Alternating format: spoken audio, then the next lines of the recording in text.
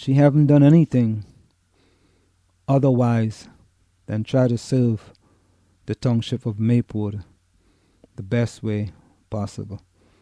So if you ask me, I think that's a non-story.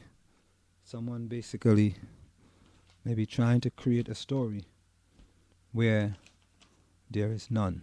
Time check. The time is approximately 8:15 p.m. That time check is brought to you by All Star Motors, providing you with services you can trust.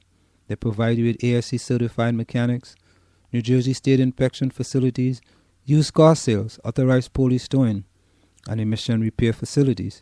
You can call them at 973-762-8771. That's 973-762-8771. We're going to go for a short break, and when we come back, more local news. The Strollers present Bruce Norris's Pulitzer Prize-winning play, Clybourne Park, Fridays and Saturdays, November 7th, 8th, 14th, and 15th at 8 p.m., and Sunday, November 9th at 2 p.m. Sunday matinee will be sign language interpreted for the hearing impaired. All performances at the Bergdorf Center for the Performing Arts, 10 Duran Road, Maplewood. Adult tickets, $20. Student senior, $15. For tickets, call 973-761-8453 or visit our website, www.thestrollers.org. Don't stay at home. Come play with the Strollers. Are you looking for a professional logo design for your website, brand, or business? Then we are the company you are looking for. We are professional graphic designers, and with our skills, we will design a perfect, high-quality logo for you. We work with standout concepts, nice contrasts, and color balance. Please let us know your text for use in logo, web address, color of logo that you want. We will design 3 variations of your logo for you to choose from for only $99.95, with 100% refund of your $99.95 if you're not satisfied. We provide fast delivery and professional design. We also design any size web banner ad for $35. Call us at 347-674-1680. That's 347-674-1680. An operator is standing by to take your call.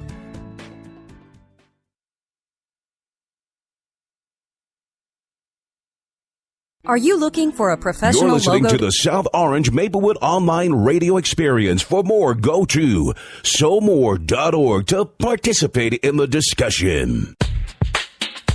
Do you want your kid to run faster with better running form and conditioning for his or her sport? Then Running Development Academy is the place for him or her. Our training packages fix their form and make them run faster. How about training to run a marathon or just run faster in your respective event? Maybe you just want to learn to run properly and lose weight in the process. Our trainers, a former 800 meters track Olympian and an 8 times world record holder in Masters Track and Field, will get you there. Don't delay. Sign up today at runningdevelopmentacademy.com or contact us at 973-868-1444. That's 973-868-1444 to learn more.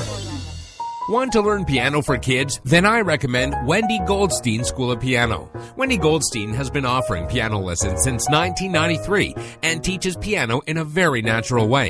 An alumni of Manhattan School of Music, Wendy creates customized lesson plans for each student and helps bring music alive. Wendy provides you a convenient location, the best value, and the most fun way to learn piano. All ages are welcome, and the first lesson is always free. Have questions? Call Wendy at 201-207-5169. For all your community news, sports opinions, and calls, you're listening to the South Orange Maplewood Online Radio Experience.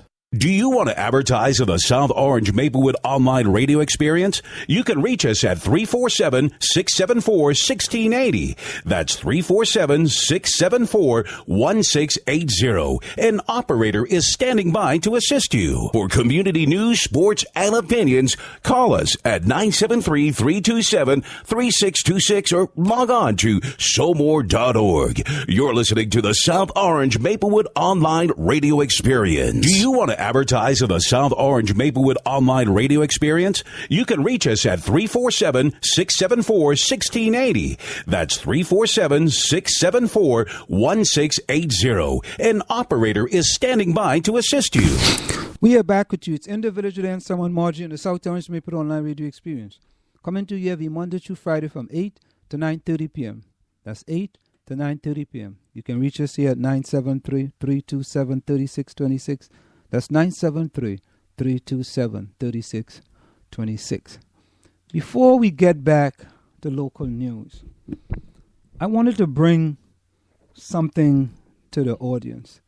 It's a program in our communities called, well, it's not in this community, but maybe we could get it in this community, a program called Dream Defenders.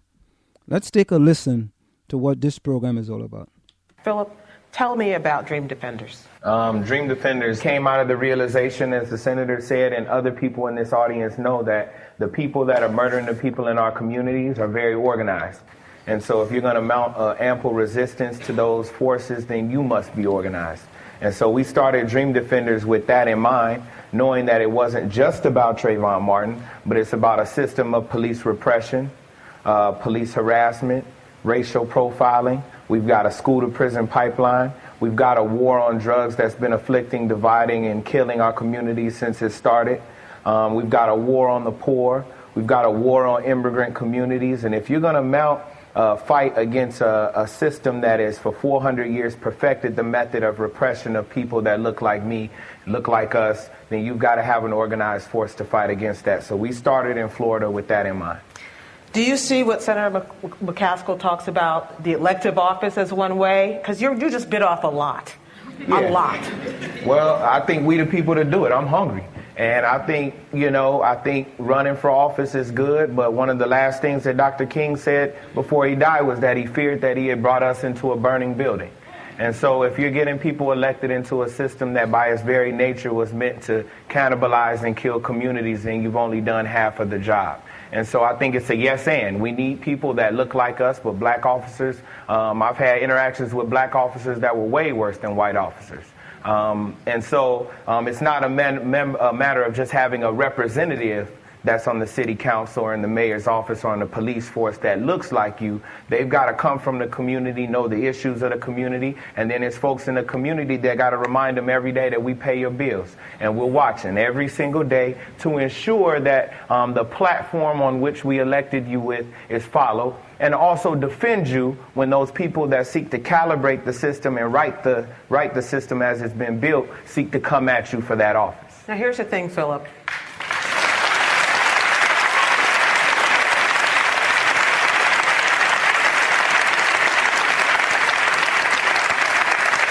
Everybody doesn't agree with you. Everybody doesn't see the root of the problem. Ross Kaminsky is one of them. Ross Kaminsky writes for American Spectator, and he thinks, in fact, that a lot of folks should be looking at themselves in the mirror. I want to be really clear on this because I agree with what the mayor of Ferguson said, that, middle-class white guys like me haven't lived the African-American life. That said, from what we see on the news, from what we read, there seems to be a real dearth of leadership among African-American young men, especially in their neighborhoods. And the other thing is, if I could react to what Philip said, I get the feeling, I understand this feeling of this system isn't fair. It's biased against us. But then when you start going to this idea, 400 years of repression in a system that's still designed to hurt us and still designed to keep us down, that starts feeling to me like racism against me just because of the color of my skin. My parents weren't here 400 years ago. My family arrived here way after the Civil War. We had nothing to do with it. And I think that a lot of people in the rest of America feel like we're being blamed for things that we didn't cause, and in fact that we would like to help because we should care. For everybody who's laughing and snickering, no, let me make a point to you. St. Louis, there was a St. Louis County poll done just last week, in which roughly 60% of the people said, I think that this is a problem. And those 60% of the people were black. And then 60% of white people said, I don't think it's a problem. There is a real, true divide. And a lot of people who agree with what Ross Kaminsky said. So I want this conversation to take that into account as well, even if you disagree. When can I just say, Sure. I'm not saying that I don't think there's a problem. I think there's a huge problem, and I think that middle-class white people who don't live near black neighborhoods should understand that it's a problem for them too. What I'm saying is that the language, when it starts being turned when it start in a way that even just implies you're the problem because you're white, ends the conversation and removes any chance of positive conversation. Is that what you're saying, Phil? No, absolutely not. So I never mentioned black, white, or people. I mentioned systems. And so the arrest of Darren Wilson, if it happens, and the conviction of Darren Wilson, if it happens, though the system and the history would tell us that it may not, will not alleviate the problems that are happening here and that are happening around the country. For example, I can sit here with a great amount of empathy and say every day George Zimmerman woke up and saw that black men were evil. Every single day since he was a little kid, he woke up and saw on television, on cops, on the news, on his TV shows and videos that black men were filled with malice and had criminal intent in every movement that they made. And so with the great amount of empathy, I could say that he may not be to blame for a very subliminal reaction to what he did when he saw a black man in a hoodie, right? I'm not mad so much at George Zimmerman. I'm mad at a system every day that stakes its claim on saying that there's a certain segment of society that is a criminal element. And take a listen now to this 11-year-old kid talking about what happened in Ferguson. Marquise Govan is a super bright 11-year-old kid from Ferguson, Missouri, and he went to a city council or committee meeting to discuss the recent situation, and he nailed it. I would just like to say that the people of Ferguson, I believe, don't need tear gas thrown at them. I believe they need jobs. I believe the people at Ferguson, they don't need batons. They don't need to be hit with batons. What they need is people to be investing in their businesses. We don't need all these rubber bullets being shot at us. And the people of Ferguson, what we need is we need better living and housing conditions. That's what we need. And I would like the board, the council, to get a bill that would help North County. I would also like to say that we need to diversify. We need a more diverse government. We need to make sure that people of minority get a chance to serve on police departments. We also need better educations for the people in North County. That's not being solved. And that's why I'm here today, to tell you that the real issues aren't being solved, that you're paying attention to the wrong things. You're paying attention to the looting and things like that when the real issues aren't being solved. There's a reason why those people are out there. I also want to say that we need to, what I mean by diversifying is where are all the African-American police officers in our community? When we have a majority African-American community and we have majority white police departments, where are all the African-American police officers? And why do we have mostly people of the majority working in our neighborhoods? Why don't we have people that are our color working in our neighborhoods? It's not right that we have people that we can't get a job in our own neighborhoods, that we have people who are white working in our own neighborhoods. It's not right that we can't even get a job in our own neighborhoods. Thank you. Thank you, Marquise.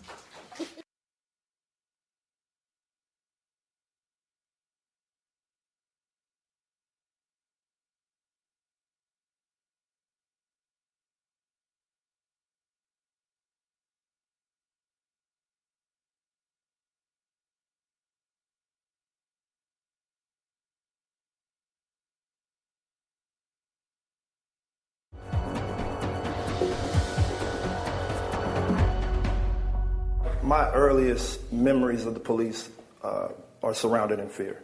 I watched my father get pulled over in the backseat of a car when I was a toddler.